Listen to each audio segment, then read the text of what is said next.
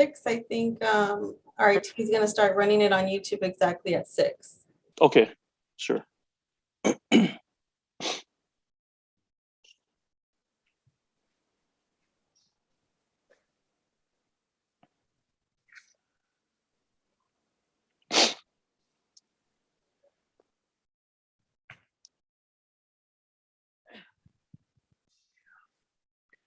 6 o'clock. All right, it is 6 o'clock. Today is the February the 9th. I would like to call the meeting to order. Let's see. Would you like to lead us with the Pledge of Allegiance? Miss, Yes, I had to disconnect you from this. did someone volunteer? Dave, go ahead. Will you please stand and join me as we salute the flag? Ready, begin. I pledge allegiance to the flag of the United States of America, and to the republic for which it stands, one nation, under God, indivisible, with liberty and justice for all. Thank you, everyone. So let's move on to the roll call. Valerie, would you help us with the roll call, please? David Lim, Present. Marcia Solario, Present. Lauren Castro, Rosario Diaz, Here. Miguel Garcia, Here. Jim Grivich, Here. Colleen Rosati, she's not in, and Tony Wu. Here. Thank you. Good night. Good night. Night. 6 o'clock, so everybody's leaving. Thank you, Valerie. So let's see, do we have any public comments tonight? No, I didn't receive any emails. Okay. So why don't we just move right on to the agenda item number 1, which is the approval of the September 29, 2021 meeting minute. Do we have any questions here? I have a question. I guess it's kind of a format question. When we were doing that discussion, I thought there was a comment made, we'll just kind of edit it informally. And it looks like the document was edited informally the way the suggestions were made. And yet the way it's written in the minutes, it kind of didn't acknowledge that. So I don't know, it's just kind of, I understand there was no formal motions made and I remember that, but I just remember we kind of, instead of going through and changing word by word with motions, we kind of just accepted some of the language changes. And I don't know, I guess I'm trying to ask how we're supposed to be doing this. I'm not into going back with what we already did on that one, but I'm more concerned about how we do it in the future. When we're going through documents, do we edit them do we do motions for every word change, or we just do it informally? That's the question.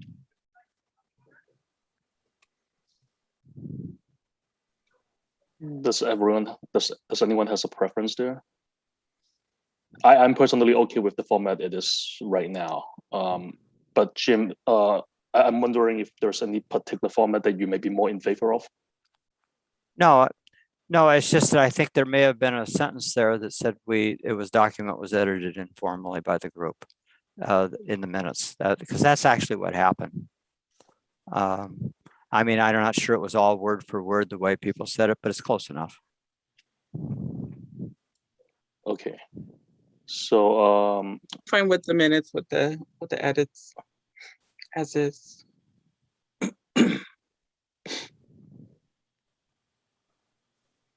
I'll put in a motion to accept the minutes. I'll second. There's only Jim can three. second that. Yeah.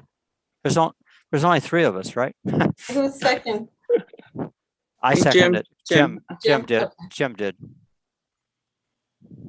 All in favor? Aye. Aye. I think she needs to do a roll call. There's 4 of us, right? David Lynn, Aye. Marcia Solario, Aye. Miguel Garcia, Aye. Jim Grivich, Aye. Thank you.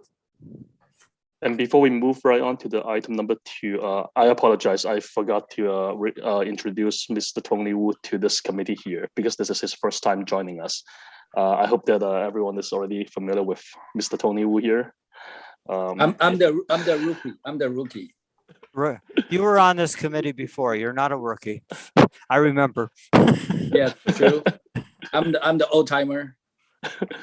Yep, Tony knows what's Welcome, going Mr. on. Wu. Welcome, Mr. Wu. I'm pleased to be here, join you guys to have a good audit. He looks like the ex-mayor. Is that him? Yeah, I retired.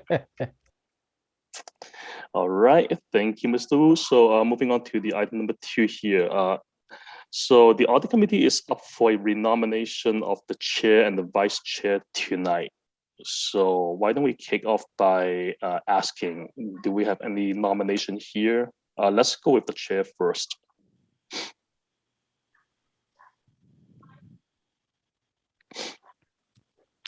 I nominate Marcia Solorio.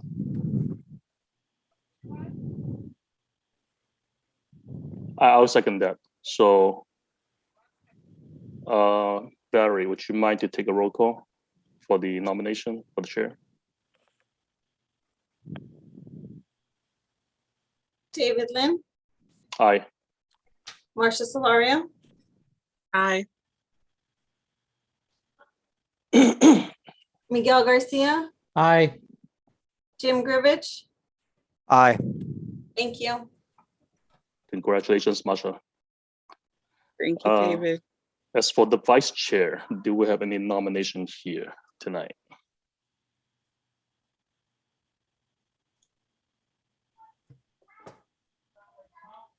I would like to nominate Miguel. I can't see his whole name. I'll second that too. Barry, would you mind to do a roll call again, please? Tylenol. David Lin, Aye. Marcia Solario, Aye. Miguel Garcia, Aye. Jim Grivich. Aye. Thank you. Congratulations, Mr. Garcia. So now that we have the vice chair and the chair confirmed, that I guess I'll hand it over to Masha to lead us with the items number 3 and on. Oh, great. When I don't have the page on that page. No worries, no worries. I can continue on to the item number Give me 3. 1 sec.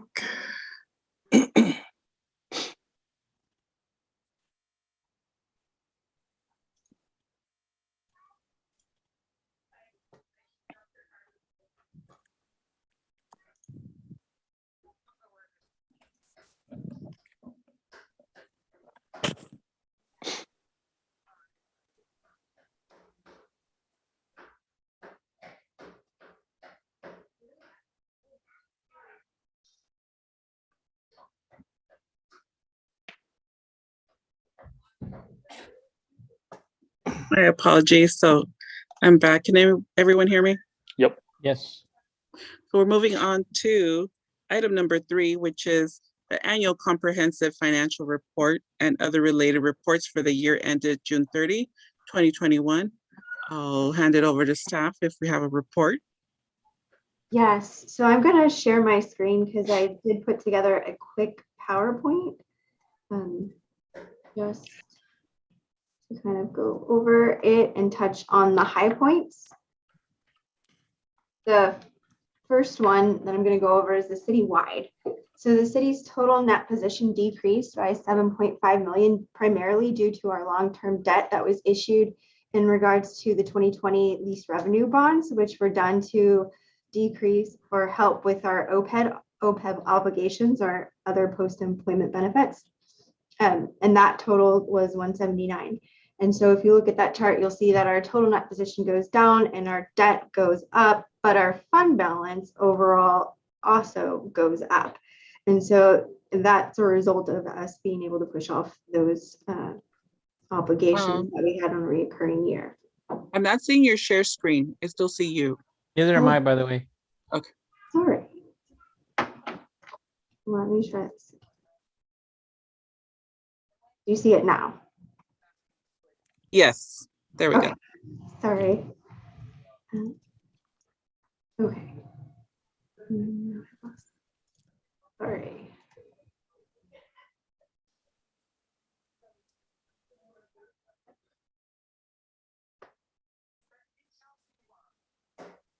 My apologies with technology.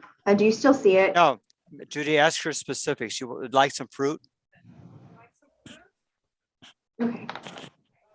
Well, I'll continue on. So for the citywide, overall, the city's fund balance did go up about 42 million for an additional 250%. So overall, the city's moving in the right direction. Moving on to the general fund. Overall, the city ended the fiscal year with, I'm sorry, I'm doing something right here. Ended the fiscal year with a total fund balance of 25.4 million. This is an increase over last year by 5.8 million. And this is mainly due to our non-spendable going down. So you'll see in the top column, we went from 7 million down to 4 million, in addition to increase in revenues over expenditures. So our unassigned fund balance went from 12.5 million to 21.4 million, leaving the city 8.9 million in unassigned fund balance. And then the other reports that you have, which this is just a very high level, because I know you got hundreds of pages to review with the financial report. Just to touch on what those other items were included in there was the government auditing standards letter, which is identifies any deficiencies or weaknesses in our internal control. And then audit communication letter, which provides certain information related to the audit process. And then our West Covina annual financial report is just an excerpt from our annual financial report. So everything that is in there is actually included within the financial report, as well as the Air Quality Improvement Fund financial statements. These are both required per different sections of the California Code. And then the last thing are just procedures to accompany our appropriations limit, which is in accordance with the California State Constitution. So I know there was a lot in that documentation, and I am ready to take any questions regarding any of the financial statements.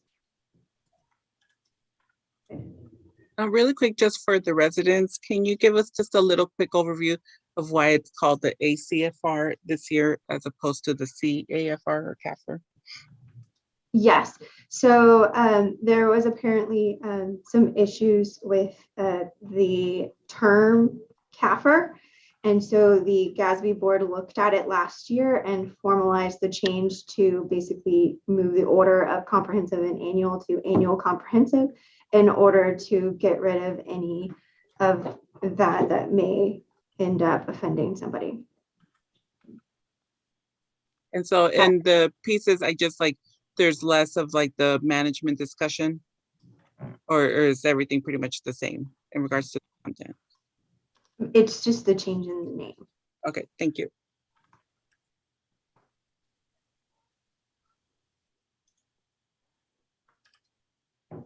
Any other questions regarding the report? I have not really a question, but more of an issue, which I emailed everybody before the meeting, having to do with one particular number in the report. And if this is the appropriate time, I'd like to bring it up now. It actually touches one of our other agenda items too, the fiscal recovery report. But it's specifically on page 80 of the audit report. It shows public safety with an overdraft of $2.6 million. And as I said in the email, this is a problem that's existed every year. And it's primarily due to fire department overtime. And it's there was discussion in the preparation of this year's final budget by the city staff, and I think it was mentioned by the city council also, that there were various options available to deal with this issue. and the city was going to pursue it, dealing with the issue. But as of this moment, it's February now, there's been no public action on it. And I felt it would be a good idea, especially since the city is now in the collective bargaining process, that we introduce a motion by the audit committee to urge the city council to deal with it. Specifically, the motion would be the audit committee recommends that the city council take specific action to eliminate the continuing excessive overdraft of the fire department budget. So that's pretty much it. There was also a chart that I put in my email that had to do with the history of this, showing that every year there's been a big overdraft in the fire department budget due to overtime. And but that I don't think I need to talk. Oh, there, you put it up on the screen. Good. So that's essentially my proposition to the committee, and that's pretty much it. I'm moving the motion that's on that page. Jim, this is Marcia speaking. Would you mind holding off on this motion till we look at the recovery plan, because that is item number 5 on the recovery plan, and I'm sure quite a few of us have questions on that topic. So maybe it would be better addressed there, and it would lead the discussion into that motion. Okay, that's fine. As I already mentioned, they are connected to each other. Yes, I agree. That's fine, no problem. Okay. Does anybody else have any questions on the financials? Oh, I did have one quick one. When are we anticipating the single audit? Yes, so we're currently finalizing that and anticipate to have it complete in March. Any issues we need to be aware of at this point? Not that the staff is aware of. Okay, thank you. Any other questions from the committee? This is David Glenn. I actually have a quick question regarding attachment number 2, where they talk about the independent auditor's report on one of the material weaknesses identified. So my understanding from that document is that many years ago, the city of West Covina has made a lot of loans to the residents as their first-time homeowners. And then throughout the years, it appears that there are certain loans that we have not been collecting payments on. And for certain loans, we did not have the appropriate loan agreements in place. And also for certain loans, we may not be collecting the loan amount correctly. So can somebody from the city explain what the situation is? What are we doing to remediate that? And what is the plan to get it fixed by? Yes, so what, I apologize, I'm going to shut my door because I keep hearing feedback from the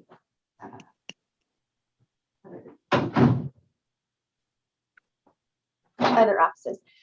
So this note came about when we were going through, our auditors are obviously new, so everything's being looked at differently. Basically the loans are being paid off with the intent that it appears that these loans were never made to make money for the city. They were obviously made for lower income, to fix up your house or things like that. And so it looks like that they administratively over the years have been implemented that when they're being paid off, they're basically just being paid off for the amount the original loan was being done for, and maybe some interest for that year.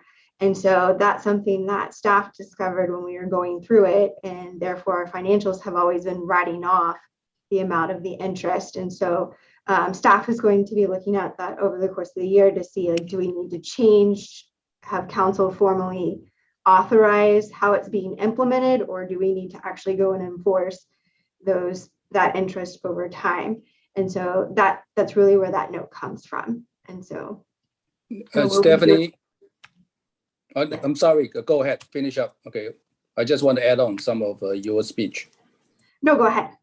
Yeah, my understanding, this is a CDBG loan. Okay, it's from the HUD. Basically, my understanding every year when we approve CDBG, okay, and that is one of the priorities to help, okay, the homeowner, especially fixed income, okay, with a $20,000-$30,000 to fix their property. Am I right? That is the loan we're talking about here. These particular loans were HPP loans and different aspects like that. So some are CDBG and some are from the housing authorities as well. But it's overall in the implementation because the note that is written in the loan is a one-pager with one line. And then so it just probably needs to be looked at in terms of implementation, but it is for lower income. They all were done for Yeah, my understanding that is the grant, okay, from the federal government want the city to help the lower income to fix their home, especially for senior, they don't have the income, okay, so we want them to help to update, okay, like a double panel window, air condition, so hopefully this loan can help those, okay, property, and I think that's what Mr. Lin talking about. Okay, we have quite a few. I don't think have that many, but in the history of okay, and okay, West Covina, we have quite some homeowner have led $20,000-$30,000 of CDBG fund, but I think they pay off when they selling the house or something. Okay, and then or refinance. If they do a refinance, they have to pay off those loans. That's my understanding. That is what the guidelines. So I don't know, maybe you can help out. I don't think we collect interest, okay, due to this is federal government to help the lower income. So it's not from our city general fund.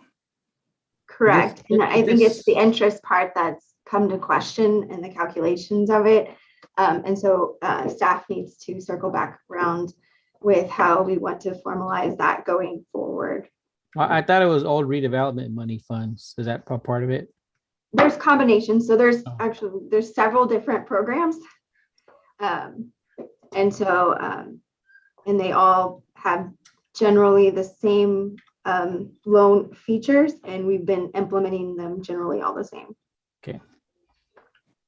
But I would like to point out that in comparison to last year, I don't remember how many audit findings we had, but it was a number of them. And this year we just had one. And so this is something my staff will be looking at so that it doesn't appear on next year's audit. Thank you, It's always nice Stephanie. to have a new set of eyes. Yeah.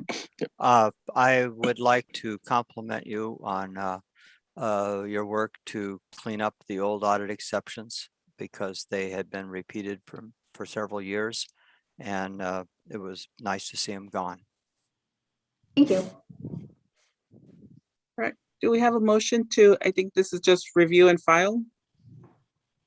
Yes. Yes, the ACFR. That's going to be so weird to me. It's for me too. I'll move receive and file.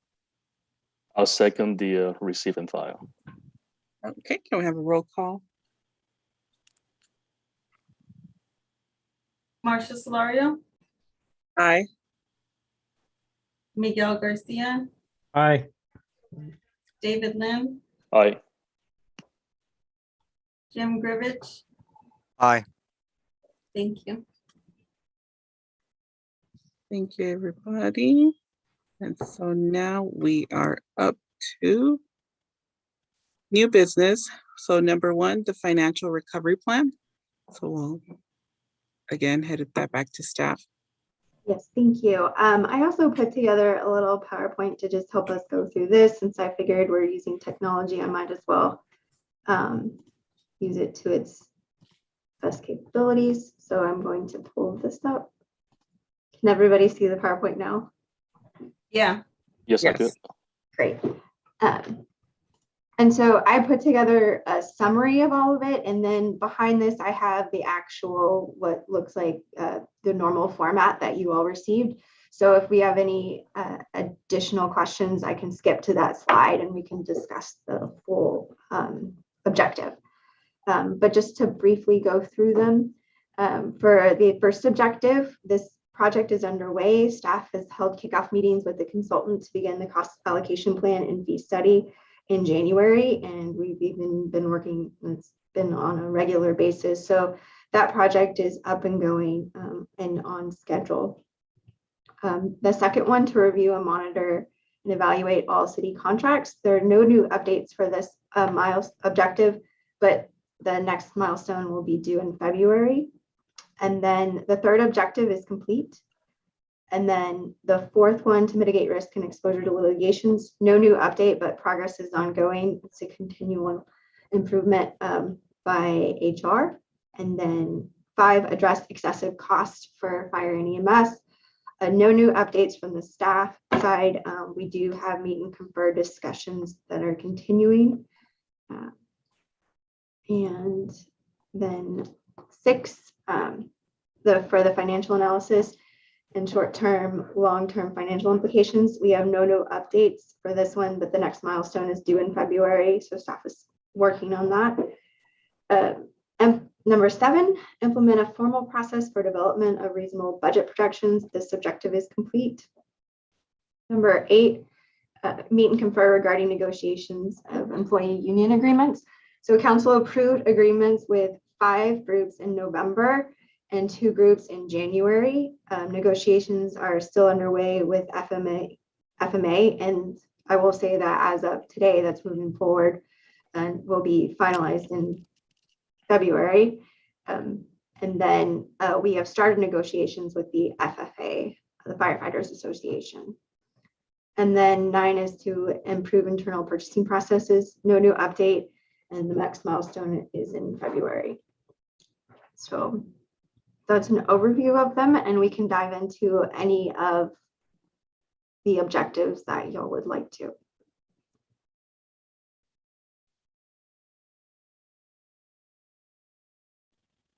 Yes. I have one question on number 5. Okay. Well, you know what? Let's skip number 5 because that's going to be the long one. For number 6, on the actual document itself,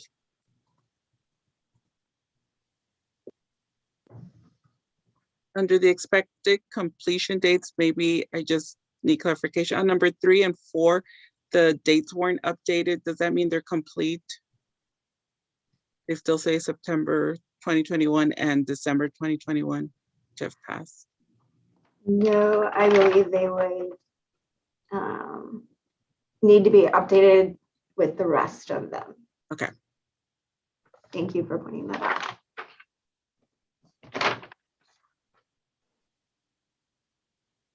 Hi, Stephanie, this is Dave Lin. I just have a general question regarding the financial recovery plan. For the objectives that have already been achieved, is it our intent to provide the supporting documentation to the state auditors piecemeal, or do we intend to provide everything when it's all done? So as things are becoming complete, we're providing that to the state. And have we heard back from them regarding anything at all for the stuff that we think is already closed out? Well, we met with them sometime in the fall of last year and provided them the backup then, and that is sufficient to date, as long as we continue to update this document and keep them updated on the progress. It's my understanding that that's their expectation. Thank you. Does anyone on the committee have any other questions for any of the items before we jump into number 5? I just had a quick one for number 9. Says staff is currently evaluating the city's purchasing policy to incorporate these changes. Do you know about when that will come through? Yes, so our target here is for March, and this is something that I was just talking about with our purchasing manager today. So we're going to be really working on this diligently for the next few weeks to try to get this through sooner than later, just because we're trying to streamline things. And we already adopted the ordinance for the California Uniform Public Construction Cost Accounting.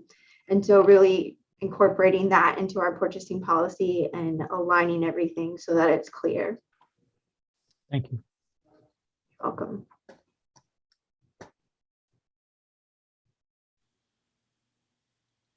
If no other questions, we'll go to number 5. My overall comment for number 5 really quick is just, I think in the past years that we've been on this committee, we've asked previous staff for either inviting our fire chief to attend our meetings or asking to provide us more details on how you're being accountable for the overtime.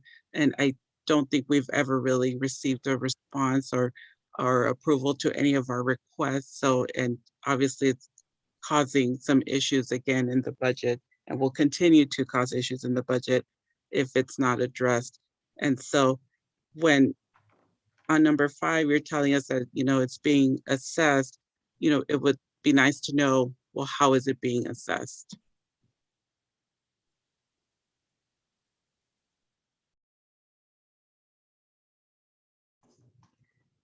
Well, I would say that this is included in part of our negotiations with the association, and it's something that we've kind of laid out the groundwork in our first discussion with them. I don't know if Dave, you would like to elaborate on that, but we've definitely set the stage that it's our intent to try to address these concerns with that process, throughout that process, which is really in its infancy stage at this point.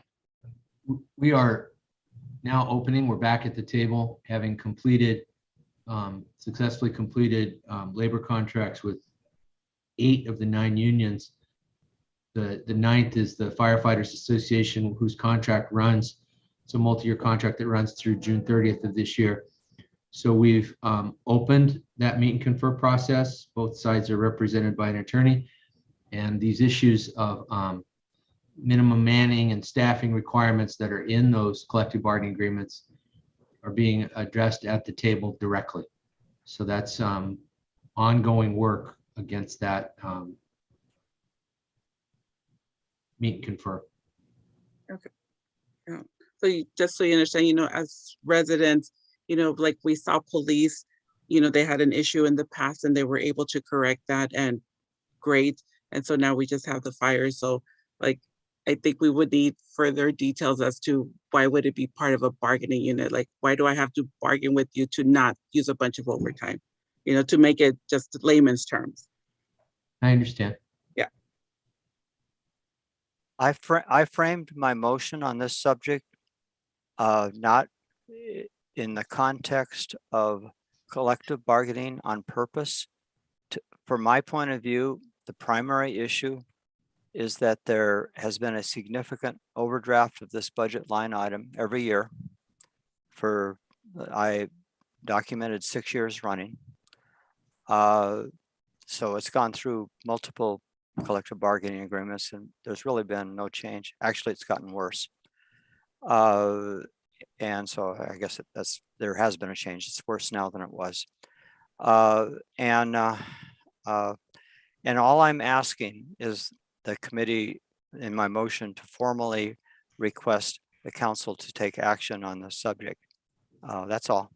I'm not trying to specify what action. I understand. Chair, I have a question. This is Tony Wu. That's Mr. Wu. Okay, I think how to control the overtime of a fire department, that is our common goal. And we all want to be ears and request them, okay, even they say, okay, they are going to have a full staff, they can cut overtime, but that is not happening. So my question will be to Jim, okay, maybe you can have some suggestion. Okay, we all want to achieve the same goal, how we control the overdraft of our fire department. But maybe you can, okay, since you've been, and the speaker regarding this all the time, maybe you can help out, maybe give some suggestion, what kind of action the council can take. Okay, we are doing the MOU negotiation right now. Should we do the staffing, okay, changing so we don't request 9 staff from per engine? Okay, will they accept that? So maybe you can give us some of the, okay, light, like what we can do that possible can be agreed upon from both sides? Sure, Tony, I can respond to your basic question. But I'm trying to be very careful in this process to not say it's the role of the audit committee to determine policy on exactly what the fire department does. That isn't the audit committee's role.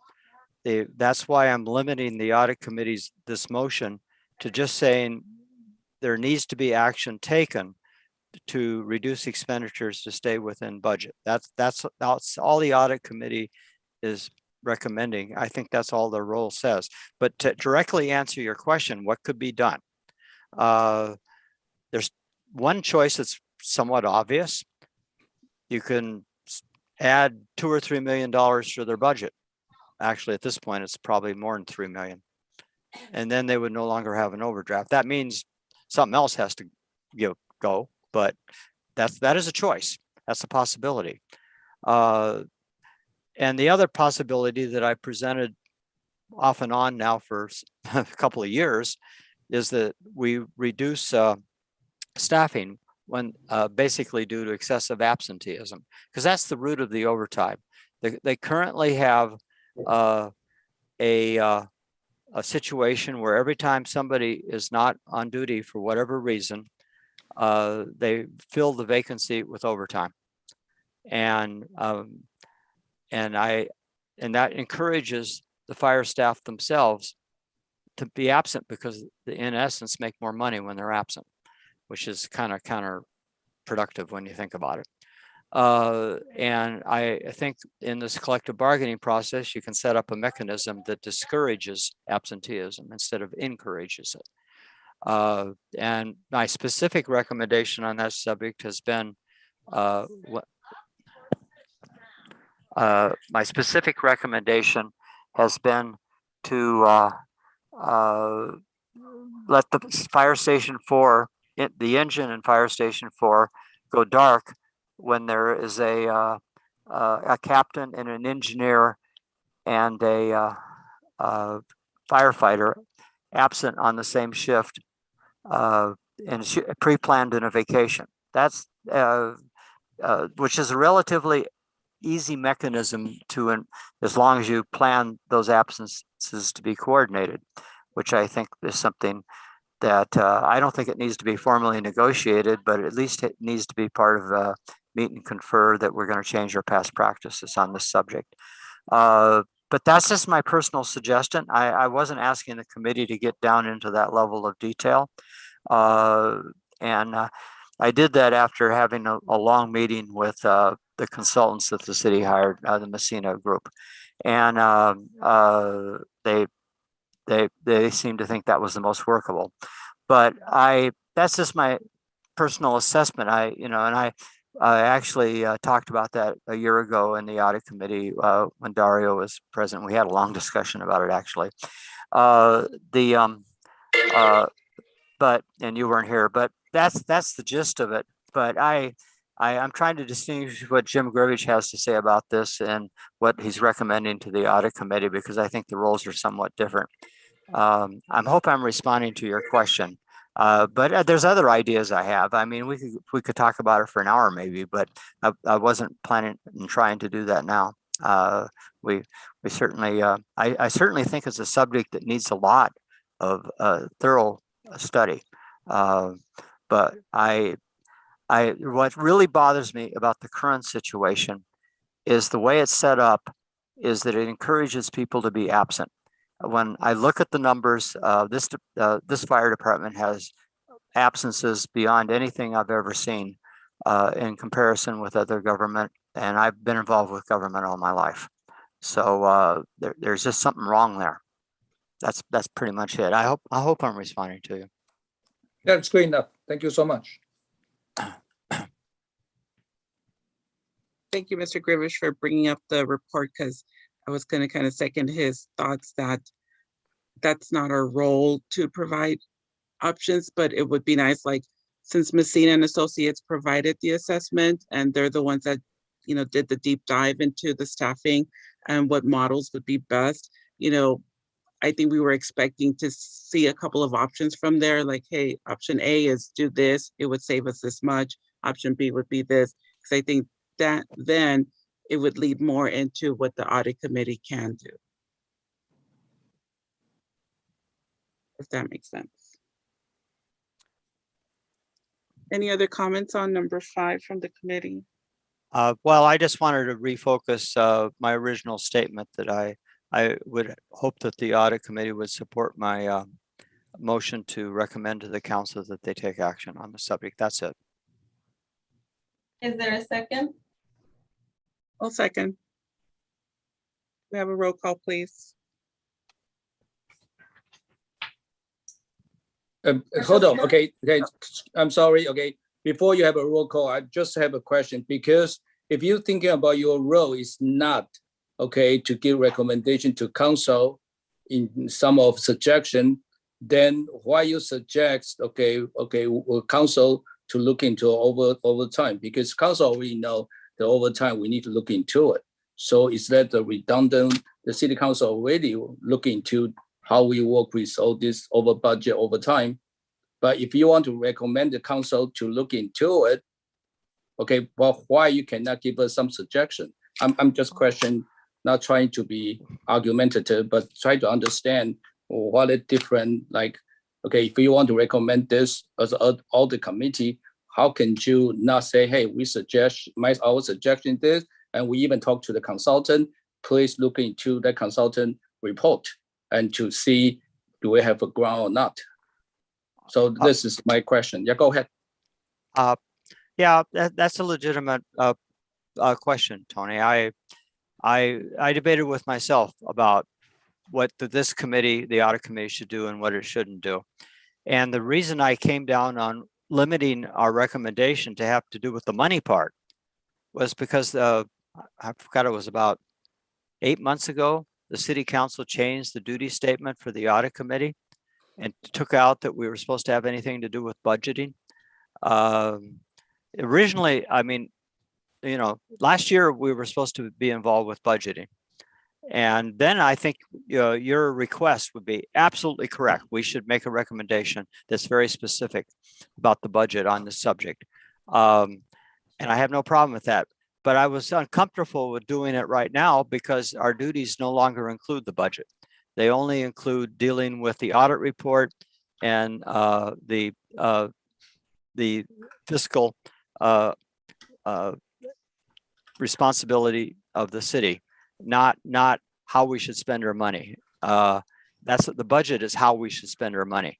And we're all in this motion.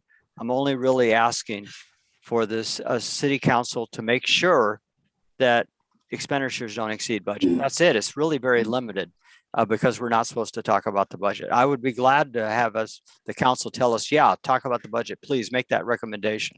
Because then we could get into the details of whether we want to dark Station 4, which is what I said in one of my previous meetings with the city council.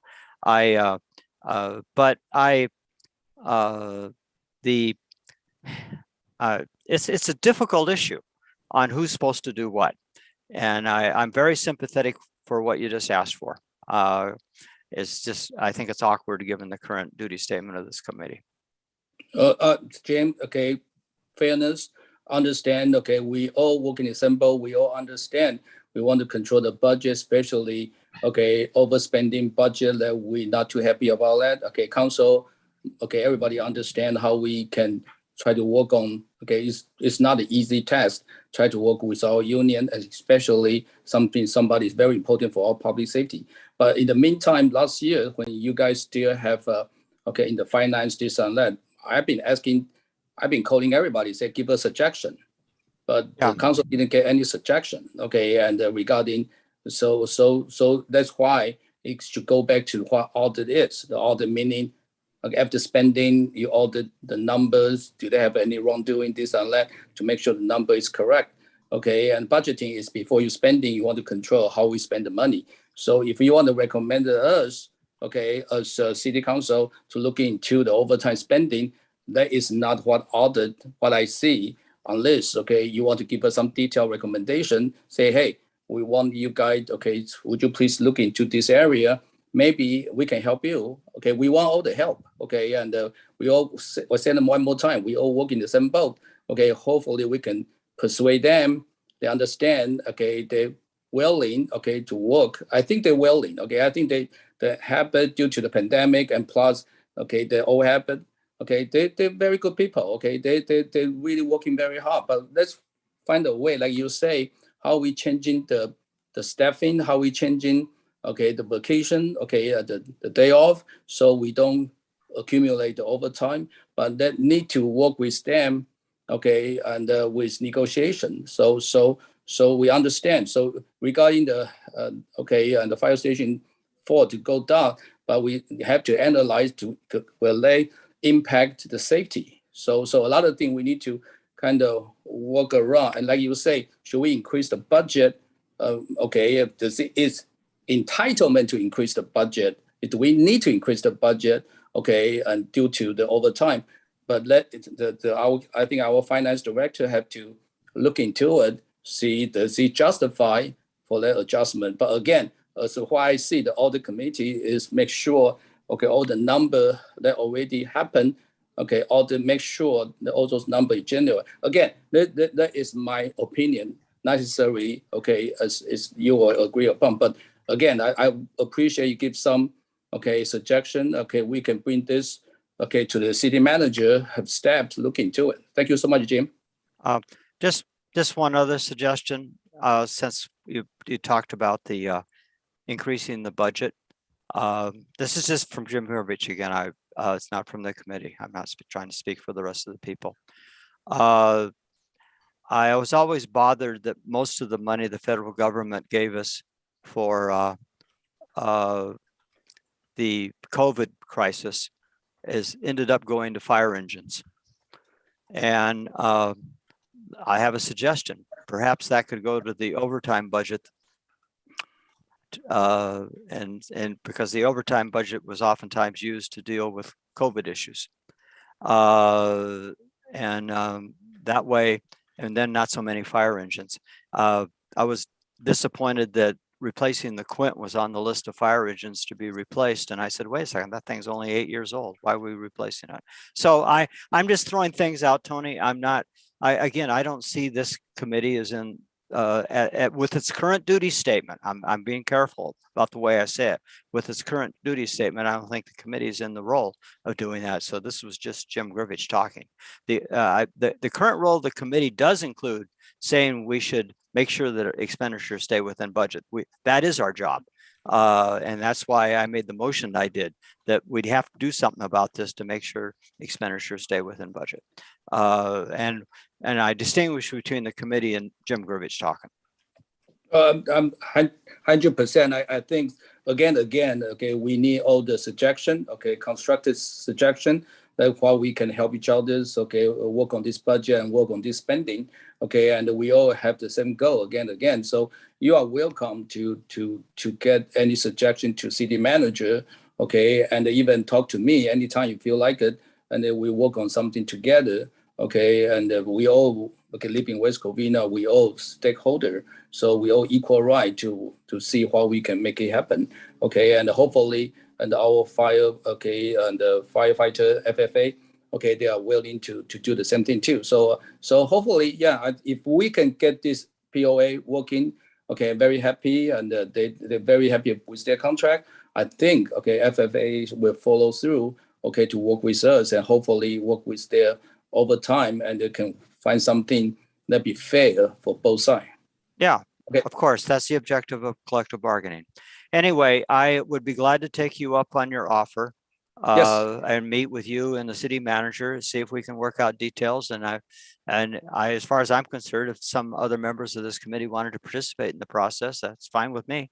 Because you're right, we need to get down to that level of dealing with all those details. Because that's where it comes down to. And but I'm still encouraging the committee to proceed with the motion, which is just asking the council to do something about this. That's all it really is. I'm fine with that. So there's a motion and a second, right? So we're gonna vote. There's a second already. Roll call, Marcia Solario, Aye. Miguel Garcia, Aye. David Lynn, Aye. Jim Grivich. Aye. Thank you. I have a quick question on the fire department. So have they explained their position on why the overtime's year and year going up? I can see from Jim's letter, it's gone up year after year after year. So have they explained their position on overtime? Can I say something? I have a discuss. Okay, I have a discussion. Okay, we asked them. Okay, with their representative. Okay, I think for last year and before last year, this is about the pandemic, and they told me, okay, and I need, okay, Stephanie to verify.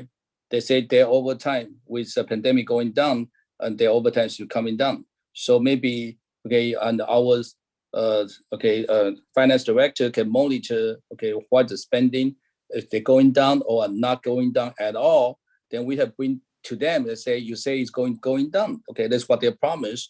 Okay, if the pandemic gets subside. So maybe Stephanie, you can answer, have you monitored their overtime spending? Is that going down or still creeping up? So maybe you can report to us. Yeah, so we do monitor it. Unfortunately, it does not appear to be going down. They are running over this fiscal year as well. But it is something that we're continually monitoring, and it's. I have a suggestion. If they'll say we should monitor, that's what they say. If they say that we should see the number, but your numbers showing it didn't going down, it going up, then we should bring them and bring the chief, okay, and to say, hey, this is the number, okay, you say you're going down, okay, your members say going down, but it's in the opposite way. Can you explain to us, how can we work on this? So I think we need to maybe have some action, okay, and based on what they promise. Make sense? So Yes. if we can bring this, if they want to speak to us, okay, and then we will say, hey, this is the number. So at least I have something approved in my hand and say, look at this over here. Okay, or a city manager can have that number and talk to the chief, say, hey, okay, city council is on, okay, checking about this, about your promise. So hopefully with that, continue to give them the number based on what they promise upon, and they can gradually comply if they can, or if they're willing. City manager, you want to say something? Well, I think the first place we need to be with this issue is at the collective bargaining table, because there are some minimum requirements as part of that that determine staffing based on type of equipment and skills of the firefighters. Certainly we could take advantage of this, take you up on the suggestion that we have a meeting, Mr. Grivich and myself and the finance director, et cetera. Perhaps there's some others that would want to participate in that conversation and drill down on this with the fire chief. I'd be happy to arrange that. Okay, thank you. Good. Okay, for the financial recovery plan, I recall we don't need a formal motion, right? No, And so we'll just have the one edit on number 6 for the dates. correct. Okay, and so we'll move on to revenue and expenditure reports for December 2021. Yes, so for this, I don't have a presentation, but Valerie emailed those out. And so if you have any questions on the reports, I'll be happy to answer those. I tried to look for the accounting for the sale of the bonds. And it's a mystery to me, and I don't necessarily need an answer tonight, but the general question goes something like this. We sold I believe the number was $211 million worth of bonds. We used a portion of it to retire the unfunded liability with PERS. We used another portion to set up some sort of reserve that the bond people required because of our financial situation. And then we used another portion of it to restore the general fund reserves. I believe the number on that last one that was mentioned was like $10 million. And that's of course why our reserves are looking reasonably healthy right now. That was what was explained at the time all of those transactions took place. But I couldn't find the details in our financial documents that explained that were the numbers that I just talked about were accounted for in the system. Maybe they're in some special fund that I just didn't know where to look, but I couldn't find it anywhere in the general fund. And I was just curious where it all was. So I'm not asking for a detailed answer now, but this is the agenda item, so I thought I should ask my question with it. So, I mean, you wouldn't see that in the December expenditures and revenues. And so as far as the accounting for it, I mean, it goes into our long-term debt and it is accounted for in our financials as well. I was just going to share that page that it is included on. So it's included right there with the 204 additions and then our ending balance of what was due. I know that's not in the exact place that you're looking for, but I don't mind having a separate conversation and follow up with you on the specifics of how that's accounted for. Perhaps that's the answer. We'll have a specific conversation because, yeah, I saw that number, but it didn't match the number I saw before, which was 211 million. The numbers are all different, and then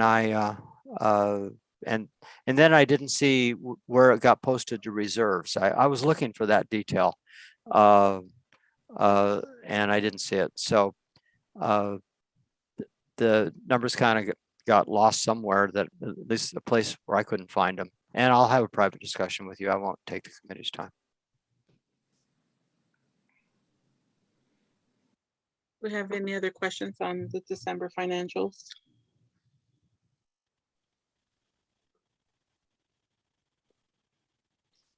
Okay, hearing none, we'll move on to scheduling our next meeting date.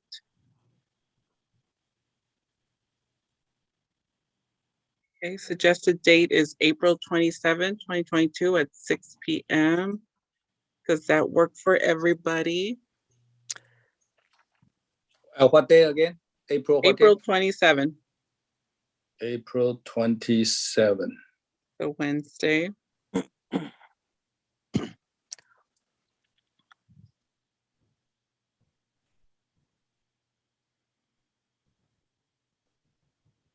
I'm okay. I'm fine with the date. Works for me too. It's That's fine. fine. It's fine. Fine for me too. Wonderful. So, any other business we need to discuss before we adjourn? Hearing none, I guess we will be adjourning 6:58 p.m. Thank you. I have a good time. Thank you. This was Oh, a good meeting. you. Y'all. Very Oh, good. real quick, Oh. I know, but I would just like to introduce our new Assistant Finance Director, Maria Luisa. Maria, if you want to wave. Hello. Welcome. I'm glad Welcome, you. welcome. I'm welcome. I'm glad that you did that because I was wondering who Maria Luisa Aleo was. Yes. He's been there Hello. the whole time. Very good. Yeah, just taking notes. Nice to meet you all virtually. Welcome to West Covina. Welcome on board. Thank you. Thank you all. Thank Bye. you. So we Have a will good see night. all each other in April. Thank Thank you. you. Have a good night. Good night. Bye. I will see you guys Everybody. soon.